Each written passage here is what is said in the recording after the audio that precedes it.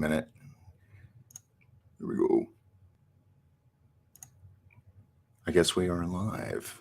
Good evening, good afternoon, good morning, wherever you are. This is Captain Doc Skinner on board the Starship Pariah. And, well, we got a good guest tonight. Yes, we got Jim Goodall. He's going to be joining us in just a moment.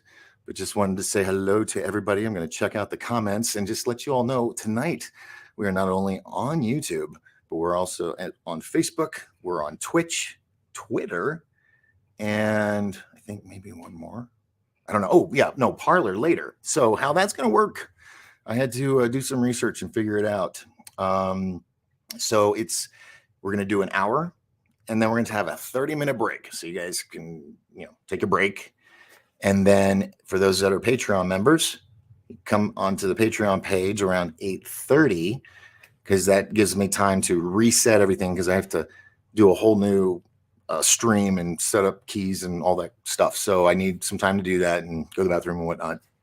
And then we'll have the guests back on, and I'll take the leash off and just let them go, because we won't be restricted like we are on other platforms. So anyway, hope you're all doing well tonight. Hello, Renee. Welcome, welcome. Paul's here. Hello, Paul. Elise, hello. Connie just jumped in. Oh, wait. I'm a lot of buttons. So there's Renee. Here's Paul. There's Paul. Hey, Paul. And then Elise. And then Connie says hello. So welcome, everybody. Now, if you could please, I know I'm going to ask every night, please hit the like button. And if you're not subscribed, please subscribe and hit that notification bell so you do get the notifications that the show is on. And share it if you wouldn't mind. And not just, post. Make a little comment. Say, hey, this is my boy Doc, or, my friend, and he's got this really cool show. You got to check it out. Give it that little extra for the post, because everybody, people just scroll past the video, sometimes. So there, little insider trick. Angela, hello, Angela. Oh, got to put Angela up here. There we go. Hello. Wow, Angela, you're very young. Anyway, all right. So tonight I've got a great show. My buddy Jim Goodall is here, and we're going to talk about a bunch of things. First, we're going to cover two topics that have just happened in the news that I want to. Well, one that's in the news. The other, I'm not sure if it's the news, but it is going around, so I want to bring it up just in case, because we know how that works online. And then we're going to go into it with Jim. And if you don't know who Jim is, well, he's a badass, and he's my friend, and he's worked on some amazing projects in the military, like the SR-71, and he does these awesome books like this one, and it is gorgeous.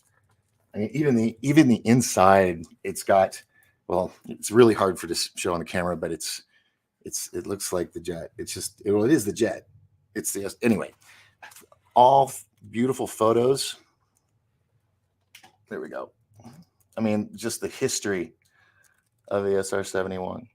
And he's got a lot of books, a lot. I only have a few, but I'll show them throughout the night, including his latest masterpiece, which is awesome. And just to give you a little taste, so you know not to leave and you sit around and wait for it. 75 years of skunk works. Oh, yeah. Jim's the man. You know what I'm saying? All right. So without any further ado, I'm going to bring him on. Wait, hold on. We got to get this out of the way. Kimberly, hello. Got to say this because I don't want to interrupt Jim. So Kimberly, hey. Audrey, hi, Audrey. How are you? Sure. Audrey is awesome. Just so you know, treat her like royalty. Paul says, got that one. Love it. Oh, yeah, Paul. Yeah, he was at, did you get at Disclosure Con? Because Jim was there. So Audrey says, hold on.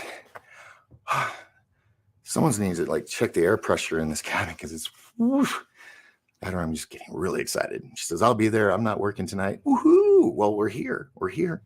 And Let's see. Andy says, "What's up, Doc?" Hey, Andy, how are you? All right. So, yes, a Disclosure Con when you met him. That's right. Okay. So I was correct. All right. Now, without any further ado, now we got everybody. Did roll call.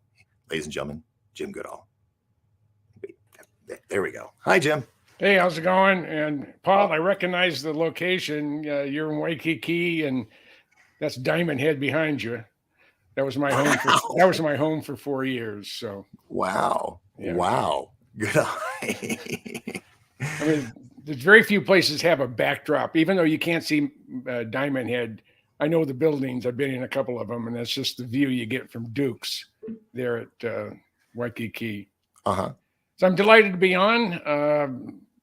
Doc is probably the main reason I'm even in this community. We ran into him with March of 19. I had absolutely no involvement in the UFO community, even though I have a lot of interest in it.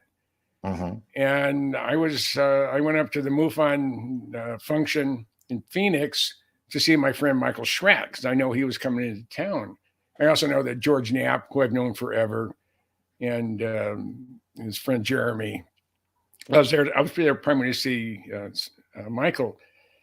And the exhibit area was empty. I wasn't there for the conference. I didn't really know I was going to go there until that morning.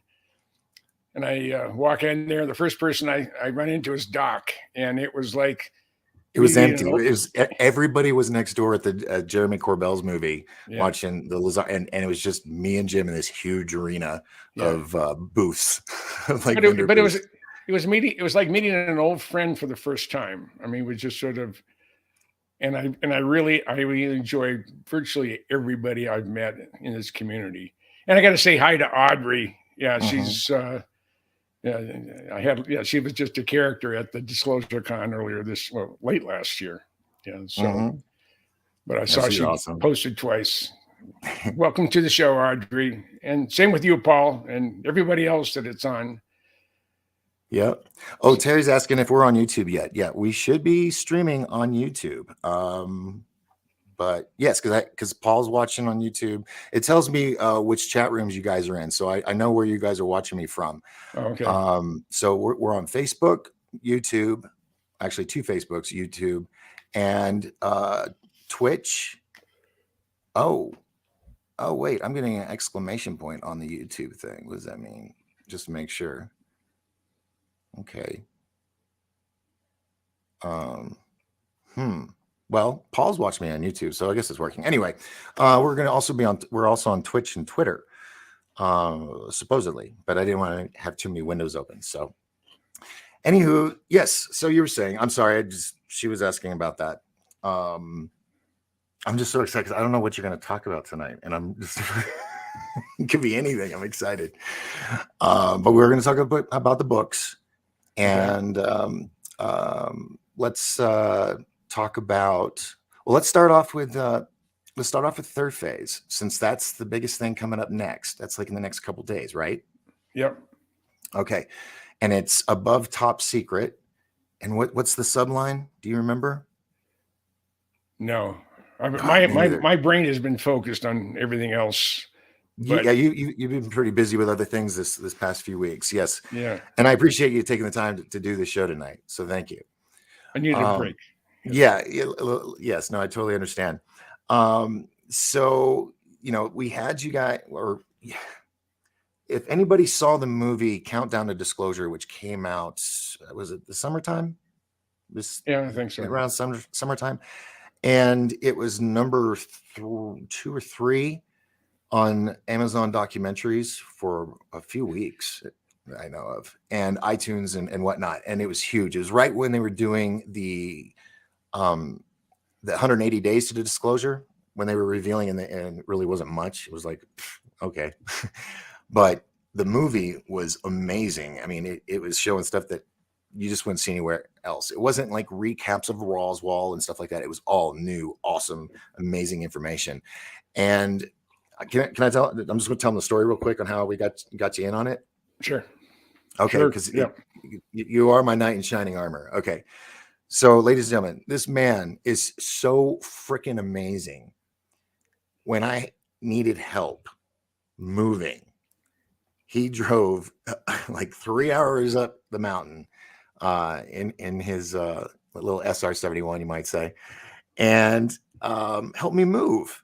Well, while we were taking a break, we were sitting at the kitchen table. I get a call from Blake and Brent Cousins. They're like, "Hey, we're working on this project. It's a little top secret right now, but do you know anybody that could help us get in touch with Bob Lazar?" And I'm like, And I look across the table. There's Jim. And I'm like, "Can you give me a second?" And I'm like, "Jim, hey, could you get Bob Lazar? Could you get in contact with him?" And he's like, "Oh yeah, I'll call him." So I was like, yeah, it's done. So Jim calls him at my kitchen table, and I'm sitting there like just a little boy with his camera and just all giddy that I'm hearing Bob Lazar's voice in my kitchen area over the phone. And you mentioned my name to him. So that was that was amazing. It's like, he now knows I exist. But it was an amazing phone call. You were discussing about the disclosure that had come out in the news and what he had thought about it. And you're gonna have to see the film to hear the reply. But from that point, I know the boys at Third Phase, they just fell in love with you. They're just like, "This guy's amazing." And I was like, "I know, right?" So now so you're in the first one, Countdown Disclosure, and you are now also in the second part of the movie, which is called Above Top Secret. Do I get a star on the Hollywood Walk of Fame next to Trump's? It's very possible. It's very possible. So let me do this real quick. So that, then I had you at Disclosure Con, and everybody loves you at Disclosure Con. And yeah, you got to meet some amazing people, because I'm all about bringing amazing people together. That's just why I think I was here. It was my time on the stage that was exciting. Well, that was brought up the other night when I announced you were coming. Like, "Man, he took a huge fall off the stage." I'm like, "Okay, let's talk about it." But no, you were a trooper. I was sitting there going, "Oh, lawsuits, I'm in so much trouble." and you just got right back up, didn't miss a beat, and just kept going. And I was a nervous wreck for about 45 minutes, just making sure you were okay, because I was out in the hallway, and I mean, there's video. I don't know. Have you seen the video? Yeah. You're a tough old bird. I'll tell you that. I mean, it's what 30 inches, 34 inches from the top. Yeah, but from the video view, I mean, you went down hard. I mean, you don't need much to go down hard. Yeah. I don't remember falling. Mm-hmm. I just remember getting up and wondering what the hell I'm doing on the floor. Mm-hmm. Yeah, it happened so fast. So fast. I was in the hall by that doorway talking to the vendor right there, and I hear screams, and I come around the corner, and there's already 3 guys running up to the back of the stage. I'm like, "What the hell's going on?" But yeah, I'm just glad you were okay. So next time we'll put little wall things around it, little bumpers. Yeah, for old farts. Yeah. Yeah. All right. Hold on. Let's do a quick check on everybody. And then we'll let you get started. Okay. Terry says no. Oh, that's something from earlier. Hey, Blake is here. Blake is here, and he says, "Hi guys. The YouTube is not streaming yet." Oh no. Well, it just says an error occurred. Wait and try again. Damn. Well, that's arg. I don't know. The only way I could do is if I restarted everything, and we've come too far. All right, so we'll have to somehow copy this show, put it on YouTube, and it'll just be a delayed show. That sucks though. I'm just learning and figuring all these bells and whistles out, and this program has to go into that program for that program to work to this program, and it's you need like a flow chart. So all right, well, Farfignugan, I'm going to remove this one. and take that off. That sucks. All right, so it's gonna be Facebook for this show, and then we'll be over at Patreon, and then I'll have to copy the show and put it back over there on YouTube. So what happened? Did I just lose people? Oh, no, Audrey's on Facebook. So everybody came over to Facebook. Okay. All right, cool. Well, I just want to make sure that we're at least broadcasting. So I'll just copy and paste. All right. So you got these amazing books. When did you start doing all these photo album books? I guess you could call them. Well, first of all, in both elementary school, junior high school, and college, I absolutely hated writing term papers. Couldn't stand it. The fact that I'm a published author with 29 books to my name surprises me more than it does people who have known me. I mean, how the hell did it happen? But I've always had a love affair with airplanes. Yeah, I'm an old guy. I turned 77 in a little over 2 weeks. And when I was about 5 years old, I had something happened that more or less didn't scar me for life, but sort of focused my attention on the sky. I'm a third generation San Franciscan, but my dad was going to school at San Jose State College at the time, and we lived in a duplex in San Jose, not far from San Jose Municipal Airport. And I already had gone to bed, and this is 1950s, 51 time frame. And my dad came into the bedroom, and it was still light outside. He said, "I don't know what's coming, but you have to see it." So we went outside, and over the Coast Mountains came not one, not two, but 24 Convair B-36s. And for those who aren't familiar with it, it had 6 rear-facing radial aircraft engines and 4 jet engines, 2 on each wingtip. Wingspan was 260 feet, bigger than a 747 or even a 777. And it could fly for 60 hours unrefueled, nonstop. But they were coming back from a show of force over China when they flew over. And in the early 1950s, it was the biggest thing in the sky ever. Now, there's been a few other things that were bigger since, but not up to that point. And that sort of, I think from that point on, I was fascinated in machines. And we used to go down to the train yard and watch the trains come in. Yeah, fast forward, we have now moved into the Mountain View, Los Altos area, which is now called Silicon Valley. It was back then in the 1950s, it was known for its fruits and nuts, not the two-legged kind, but the type that grows on trees or plants. And we lived in the middle of an apricot orchard.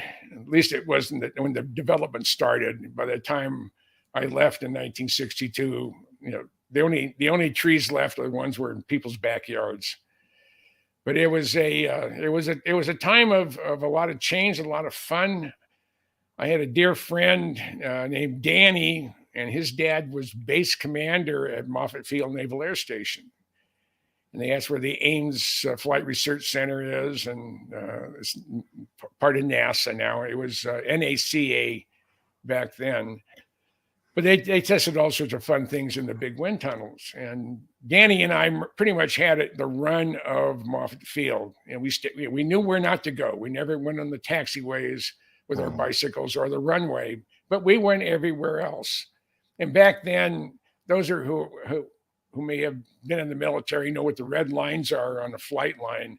There was no such thing back in the day. You just watch where you're going. But Danny called me up and said, "Hey, you coming over today?" And I said, "Yeah, I'm riding my bike over." He said, "There's something really, really cool in Hangar 1, which was the big hangar." Mm-hmm. That's the one the Goodall brothers reskinned here a couple of years ago. So I head off to Moffett Field, and it's about 3 miles away by bike. And I go up to the gate, and I'm waiting for Danny to come and get me. And the two of us were referred to as Captain Smith's son and that friend of his, and I was that friend of his. And they just, all the security patrol and the shore patrol, I should say, and the Marine guards knew us. I mean, they could tell from a mile away, two kids on bicycles, that's going to be Jimmy and Danny, and they were almost always right. But Danny said, I got to show you something really cool in the big hangar. So we ride our bikes there. The hangar doors pointing towards Mountain View were open. The back ones were closed, the ones closest to the bay.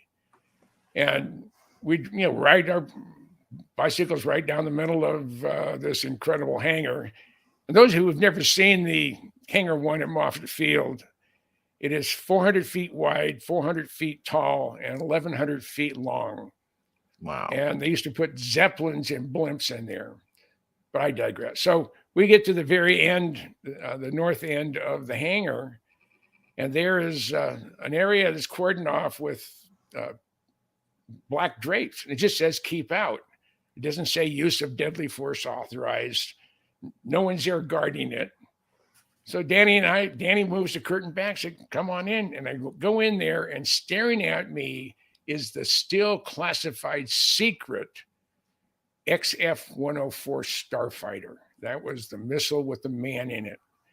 And even 50, 60 years later, it is still a beautiful airplane. You see an F-104 at an air show or at a museum. It's just little short, stubby 7-foot wings, with a razor edge on the end. Wow. It would go Mach 2.2.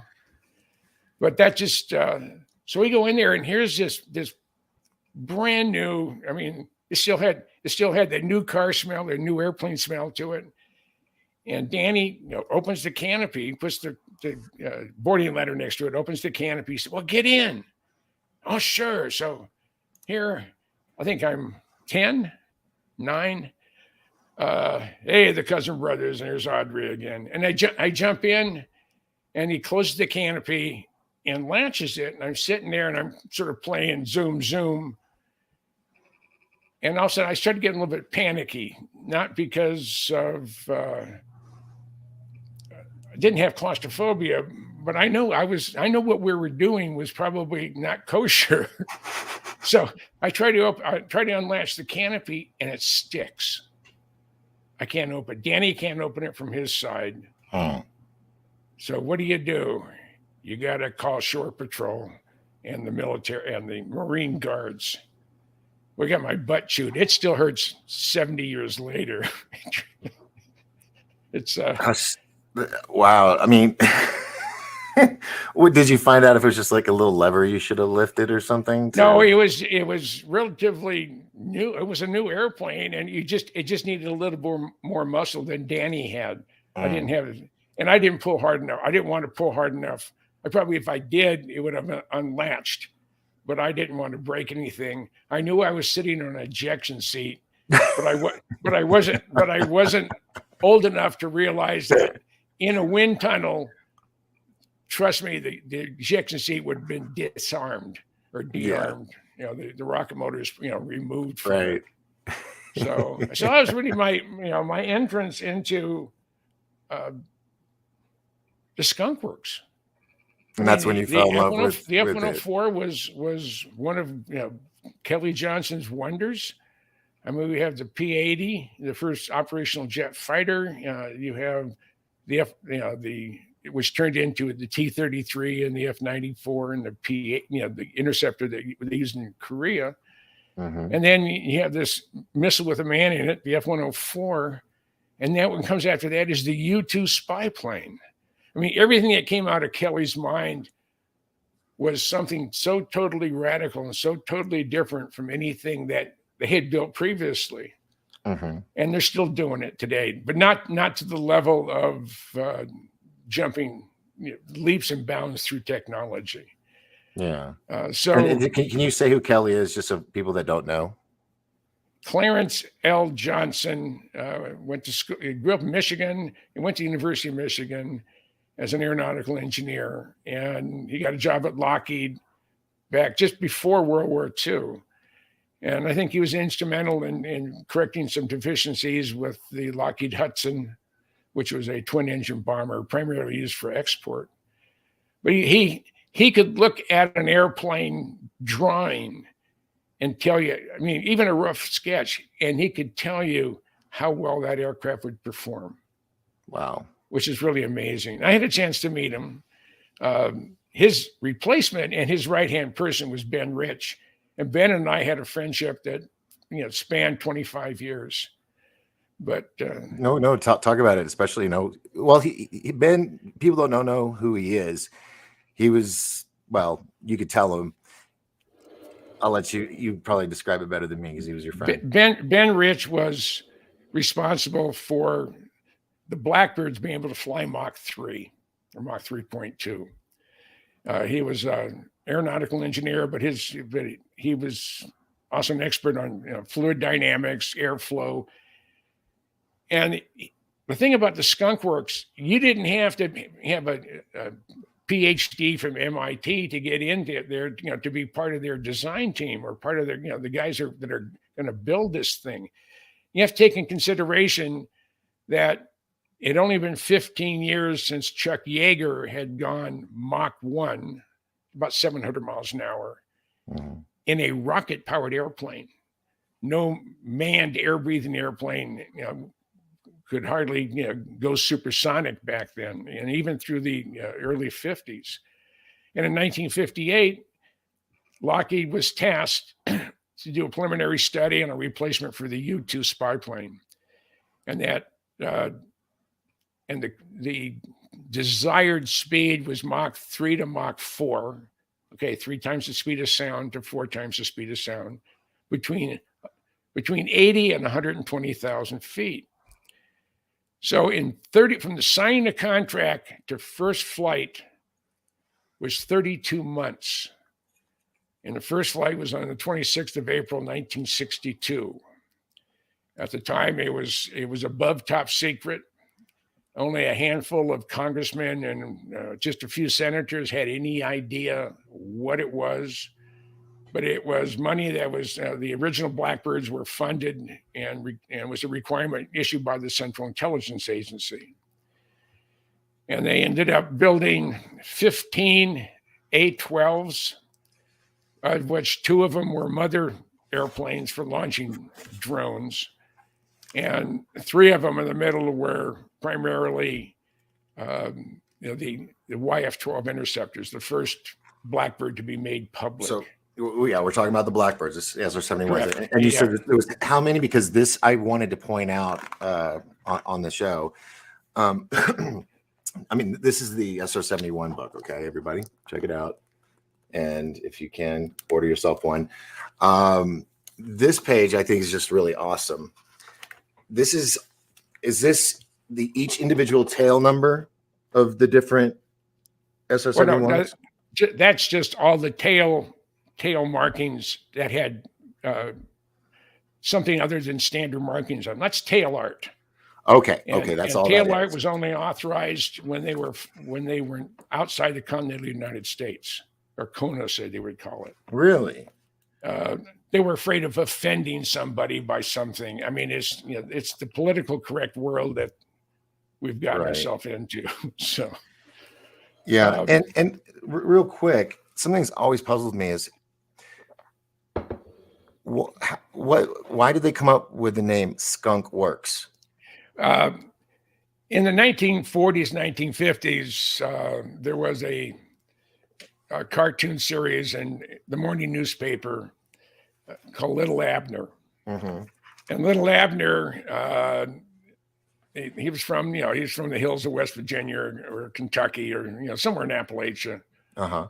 And they were always mixing up incredible brews, and it was in a place that Little Abner called the Skunk with an O, S-K-O and K, the Skunk Works.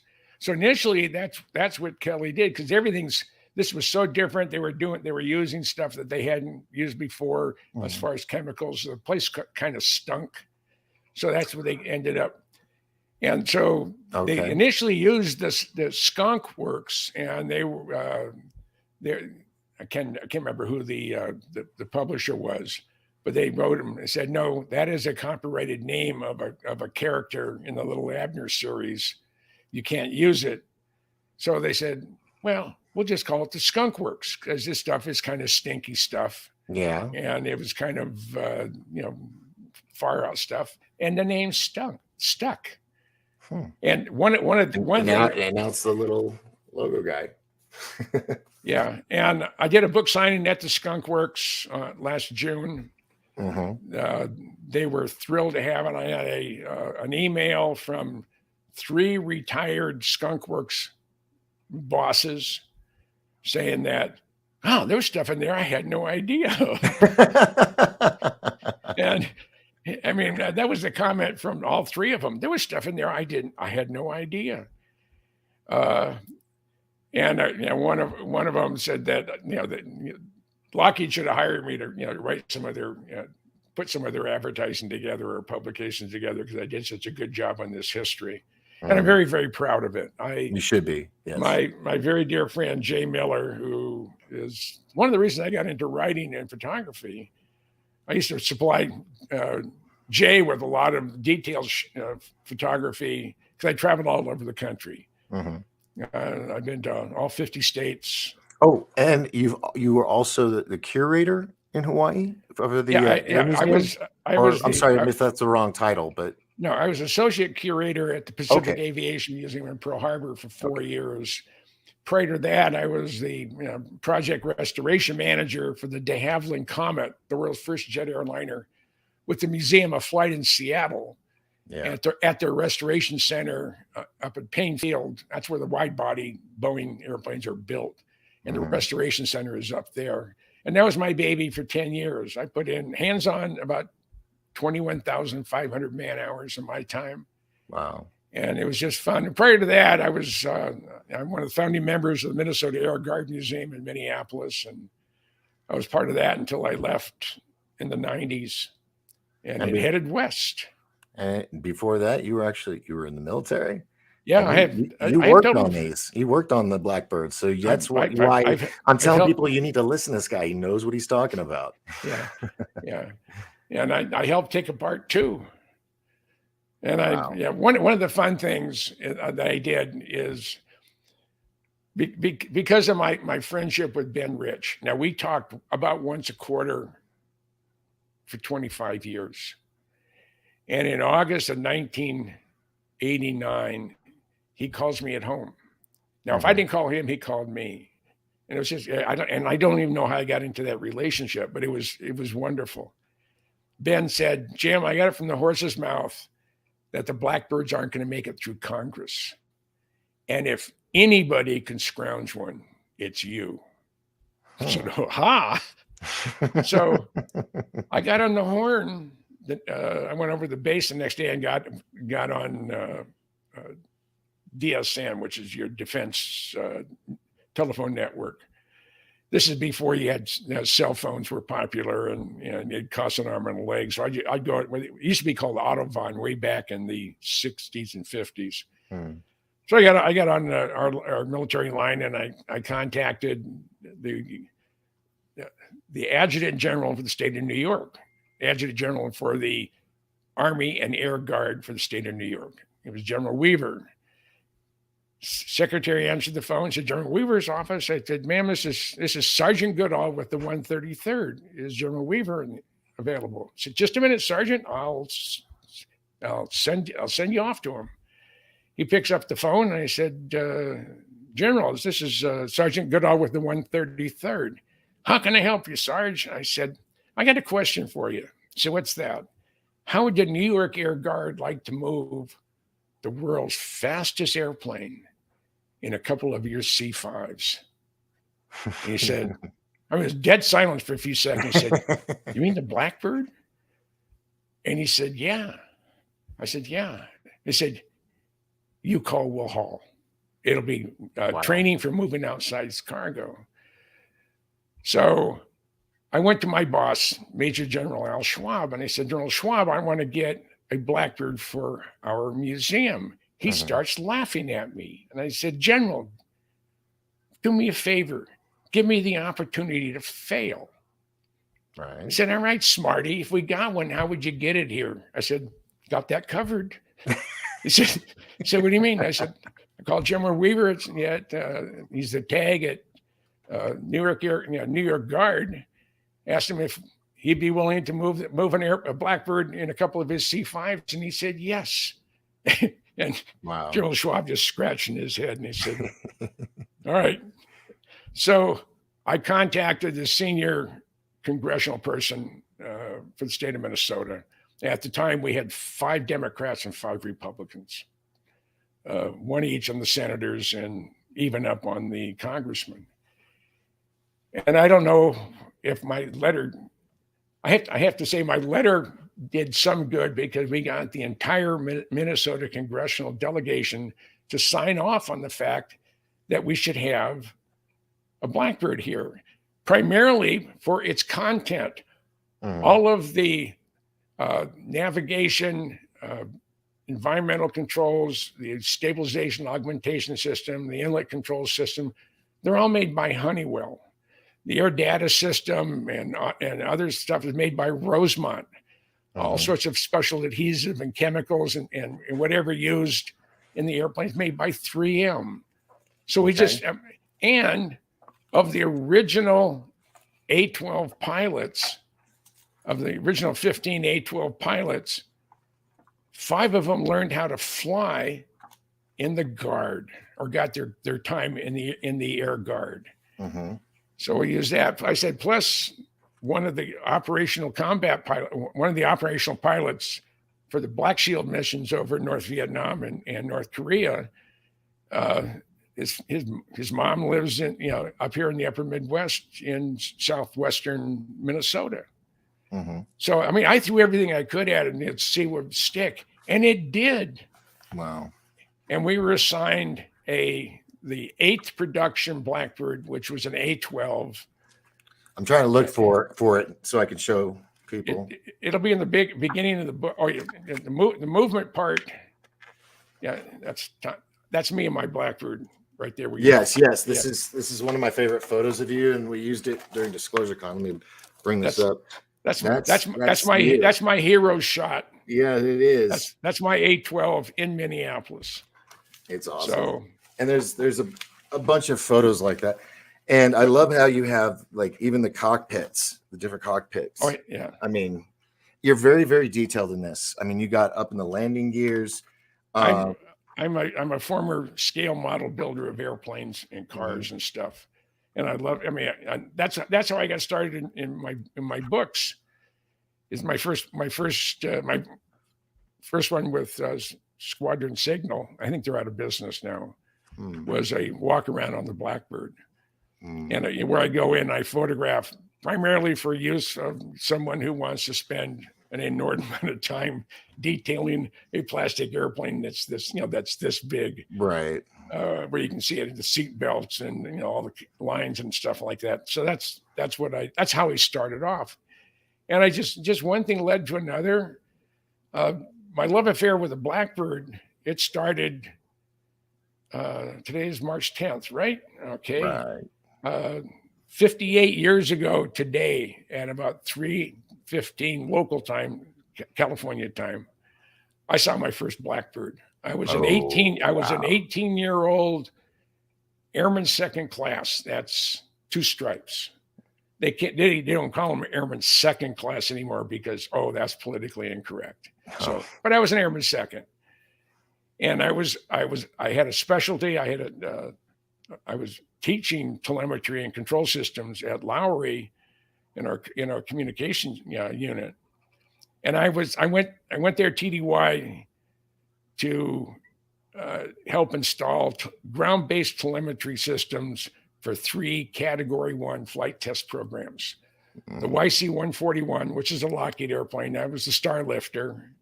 High wing 4-jet engines. It was primarily military cargo. The XB-70 Valkyrie, that was the Mach 3 6-engine, huge supersonic bomber.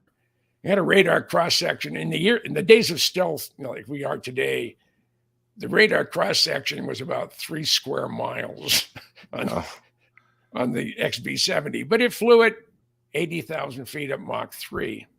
At least it did a couple times. And then there was a classified program. And that classified program eventually was made public, and it turned out it was the Blackbird. It was the YF-12 interceptor. So the morning it came in on the morning of February 29th. It was a leap year. Came in at 7 o'clock that morning. Came straight in from Area 51. I mean, they didn't. They landed short. They turned off as soon as they could. They got to the Lockheed hangars, and the engines are running. And both airplanes. It was 2 of them came in. 934, 935 came in, and they're sitting there idling with their J-58s going. And I don't know if they went Mach 3, so the airframe's also hot. And they shut the engines off, but still blowing hot. They pushed it into the hangar. Push it in the hangar, and they set off the deluge system. It's a water. The sprinkler system? It's not sprinklers. It's a deluge. It's about 60,000 gallons a second, I think, is what they said. I mean, it just floods everything. I mean, it's going to put any fire out that's in there. Okay. And about drowned a couple of the Lockheed techs. And is that the norm, or is this this was one time? The sensors were set up for flashes of heat or exceeding a certain. It was reading heat signatures. It was reading heat signatures. It was the radiating heat from the engines and from the airframe possibly, but it set off the deluge system. So the fire alarms went off. I have a line badge, but we're 8 miles from the flight line, and someone took the truck already. So I heard it during the week, and it wasn't until the about 10 days later, March 10th, I'm out. I had worked over a lot of overtime. In the military, you don't get paid overtime. You get comp time for overtime. Oh. So it helps. So yeah. I had like 3 days off. I'd finished on Tuesday, and I had Wednesday, Thursday, Friday off, and I was going to be back on Sunday. But there was a shuttle plane, excuse me, a Piaggio. It's a gull-wing pusher. I think it holds 12 passengers. Flies between Edwards Air Force Base outside of L.A. into Hawthorne, the home where the main plant was for Northrop. Northrop were flying aircraft back then. So I hear a roar and stuff being blown across Rogers Dry Lake, and I went running down the taxiway, and I looked towards the XB-70 test pad. And at first I thought it was the X-15 rocket plane, but the people were too small. And all of a sudden they yelled, "Hey, we're loading, get on board." So I ran back up, we got in, went to the checklist. We took off over Rogers Dry Lake, and we banked right over this airplane that had been running just a few minutes earlier. And I looked down on the top of a Blackbird. Wow. I mean, here's an 18-year-old kid who was absolutely, the reason I joined the Air Force was to keep from going to jail, but I was a spirited youth by today's standards. Back then, I was just a juvenile delinquent. And I mean, it changed my whole life. Yeah. It was like that. My dad actually had images of the SR-71 because he was in the Air Force when he was based Mayfair Air Force Base, and he brought me these. They were the beautiful glossy photos that are pulled out of the chemical liquids and stuff, not like you get at the store. I mean, it was just beautiful, crisp, huge 8x10s, and he had images of the SR-71. And he also had images of the space shuttle on top of the 747. Yeah, 747. And so that's what sparked my love for flying in space and all that. So yeah, flying over something like that, and you know that you're one of a very few people that got to see it by that point, I'm sure it was just thrilling. The public didn't see it until September. This is March 10th. They didn't see it until I think the 24th or something like that of September of 64. So fast forward, now is 1968. I write Air Force, Lockheed, Department of Defense, Secretary of the Air Force, and the CIA. I would like, and I'm willing to pay the published price. It was like $6 for an 8x10 colored glossy. I would like about a dozen and shots of the blackbird in the air. And their official policy, their official unofficial policy, was not to cooperate. They wouldn't even respond to my letters. Wow. This is before the internet. So I started digging. And the more I found out, the deeper I dug. The deeper I dug, the more I found out. And it got to a point, and this is per Ben Rich, and this may be why he liked what I did. He said, from a historical point of view, not necessarily an engineering point of view, but from a historical point of view, said there isn't anybody on this planet that knows more about the blackbird's history than me.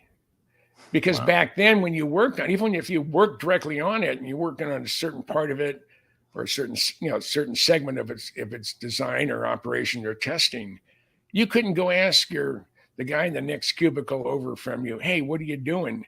Because it was all compartmentalized. Yeah, because all the technology was so top secret. Not everybody could know the full, except for the head guys. Rosemont, for example, was actually building some. They making the air data systems for the A-12, the YF-12, and the SR-71, and all they were told was the fuselage contour, the direction of the airflow, and the speed, the estimated speed of its normal operating environment. And that's all they were, at least the airspeed over that data point. And that's all they knew. They didn't know the shape of it or anything else like that. They just knew where it was in relationship. This would be the side of the fuselage, and you're going to have something coming out here. So they knew it had this angle, this contour, and they have boundary error on the first 2 or 3 inches, and you want to be outside the boundary error, or maybe you want to be inside of it. All those things. They don't know where this thing is going to be on, what kind of airplane it's going to be on, if it's even an airplane. Right.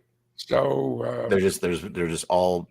It's like a master designer designed it and he broke it into parts and says, "Here, you work on this, you work on that, you make this, you make that." Yeah, and you can't talk to each other. Right. Can I bring something up that you've brought up before? And I think people will think it's kind of cool. I hope.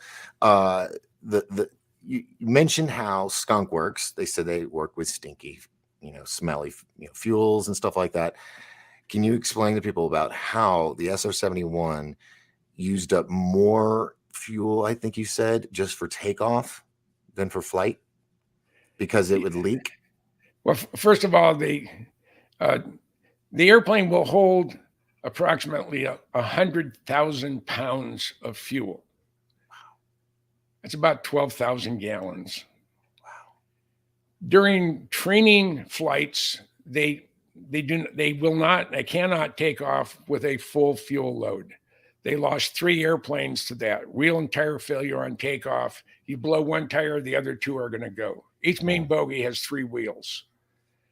And they lost, they said 9, it was 950, 954, and 977 were lost wheel and tire failure on takeoff. Wow. And what it does, the wings are wet. The wings have fuel in them. Yeah, but there's no bladder. The airplane environment. There's no lining inside the plane, like a gas tank. It's just in there. The stuff is just, the fuel is just sitting on the skin of the airplane. Because the environment goes from minus 70 degrees below zero to almost 1,000 degrees. Normal fuel bladders, a couple, 3 or 4 cycles through that type of heat and cold, and they would become brittle and start leaking and contaminating, clogging up fuel lines and whatever. So the airplane will fuel up with 40,000 pounds of fuel, and there's fuel on the floor. It leaks. Uh, from the time they leave the hangar until they literally rotate, they'll go through about 800 pounds of fuel, which Wow. is more than some airplanes carry. Yeah. The first thing they do is they go supersonic. They go up to 35,000 feet. They go into a dive. It's called a dipsy doodle. They go up to a dive and they go in, and they consume about 25% of their total fuel consumption going through that transonic range. Okay. They'll go through transonic, then they'll come back down and they go find a tanker. Before they even start the engines, they send up 2 KC-135Qs, and they had the Blackbird does not use traditional jet fuel as they use today or as they used back during Vietnam. They don't use JP4 or JP8. They use Jet A, which is a less flammable fuel. The Blackbird uses JP7, which is a triple distilled kerosene, and it uses a fluorocarbon lubricant. The engines get so hot, normal hydraulics and normal pneumatics won't work. So they actually use fuel to move all the valves and stuff on the engine. And then it's used once, and then it goes into the engine. So the engine actually consumes all the control fluid for the afterburners and other devices within that are on the engine that help it operate at Mach 3. Wow! But the airplane, a good example of how well the airplane likes to fly. Ken Collins was flying from Beale to Kadena, Okinawa in an SR-71. He was also one of the original A-12 pilots, but he was flying to Kadena in an SR-71, and about a good 1,000 miles out, he's about halfway to Hawaii, he loses his stabilization augmentation system, which is something that's critical when you're moving through the air at 3,300 feet per second. The SAS actually flies the airplane, and it senses. I mean, when you're going faster than a speeding bullet, if you have what was that, or you sneeze hard as you're holding the stick, you could disintegrate. So the SAS actually flies the SAS actually flies the airplane at speed and altitude. I mean, you command the aircraft, but the SAS keeps it where keeps it's supposed control to of the be. sticks, Yeah. though. Yeah, because at that speed, you could just. So what you have to do, you have to immediately decelerate and go subsonic on the way back. Either continue off to Hawaii or head back to Beale. So he chose to go back to Beale. He used twice as much fuel with a tailwind going back to Beale than he used going through his Dipsy Doodle to the point where he lost his stabilization augmentation system. So the airplane is about twice as fuel efficient at 2,100 miles an hour as it is at 600 miles an hour. Wow. Yeah. Crazy. But it's cool. I mean, that's why I wanted you to talk about it. Now, we're coming up to the top of the hour, and I still have a lot of it went by quick, didn't it? Yeah. So I want to go into some really cool stories with you, and we're going to show these books for the people, because what we're going to do is we're going to go on Patreon at 8:30. That gives me 30 minutes to reset everything, and I'm sorry for YouTube, I don't know why that didn't work. And we'll be broadcasting on Patreon at 8:30 for about 30 minutes, 40, however long Jim wants to go, and it'll be no holds barred. But let me just show you guys real quick again. This is the one of his books, SR-71 Blackbird, and you can get this on where can you get these books? If you're a Prime member, and I'm not a big proponent of Amazon, but they do sell my books. Awesome. And they get you can't get them any cheaper or any less expensive. That sounds a little bit better. Yeah, because they also pays postage or shipping. My 75 years of the L.L.C Skunk Works. It's 384 pages, right around 1,100 photos, and it weighs 5.5 pounds. I mean, it's just. And I have stuff. That Skunkworks presidents, former Skunkworks presidents, had no knowledge of. And isn't one of these sitting on Elon Musk's desk? Yes. No, my Blackbird book is. Oh, the Blackbird book. Okay, now Yes. let me show these two others that I do have. The B2 Spirit, and you have 28 books, right? 29. 29th is at my publisher as we speak. Okay. I knew you wouldn't stop, so that's good. Now, he doesn't just do airplanes, because being stealthy can be done in many ways. He also has one on submarines, so fast attack submarines. Yeah, so I cover a book. Volume 1 is the 688 Los Angeles class and the 688 Eyes, plus know your adversary. So I have the Russian, Chinese, North Korean, and Iranian submarine forces in there as well. And then Volume 2 was covering the Seawolf and Virginia class subs, and they allowed me to photograph everything from the reactor bulkhead forward on both the LA class, Virginia, and Seawolf class, as well as the Ohio boats. And it took me 7.5 years to get on the Connecticut. That's when they hit the seamound here a month or so back out near Indonesia. And it's just I've been blessed by being able to do fun things, and I'm really happy with that. I got to ask something I never thought of asking you before till just now. Who was the gentleman that wrote Hunt for Red October? Amazing writer. Clancy. Tom Clancy. Were you his leak?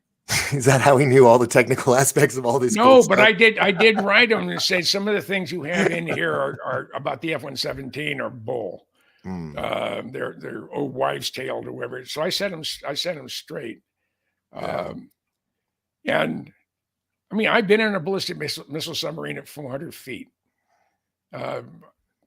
Denzel Washington and Gene Hackman and Crimson Tide don't have anything on me because I've been up there. We're going through the Straits of Juan de Fuca. Yeah. Well, no more stories. You got to hold it for the next section because we're at the top of the hour. I got to say my goodbyes.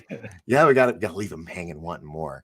So real quick, hello, Vicky. You were here. Thank you very much. And Audrey says it's a beautiful book. Jim, Dave D from Down Under in Australia says hello to Terry. Midway, though. Yeah, I got to get him on. He's also an author as well. So the only time I've seen an SR-71 in real life was at Biggin Hill Air Force Base, UK. Beautiful. All right, so everybody, if you want to see the continuation of this episode where we get to say what we want, that's going to start at 8:30 on my Patreon page. It's a subscribing thing, but that's because I'm doing this full time now, so I've got to have some form of income.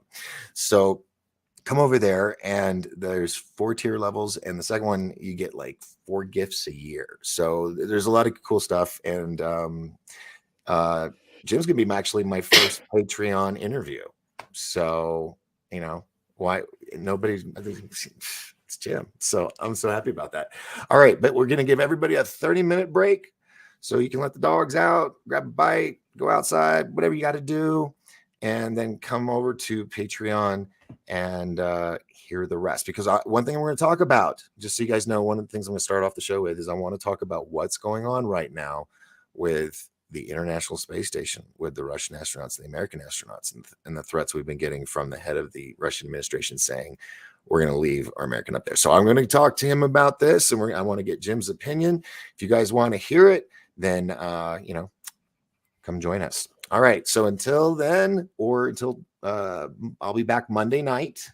I'm not going to do Fridays because everybody's out doing their own thing. So Monday through Thursday for now, so I don't bite too much, take it too big of a bite. I mean, and then we'll, when I have my guests, we'll have them over on Patreon afterwards. So until then, I'll see you guys then. Jim, thank you very much. We'll see you in just a little bit. 2.5 hours. Remember, as long as we all lift each other up, we will all rise together. I'm Doc Skinner, and this is the new Doc Force.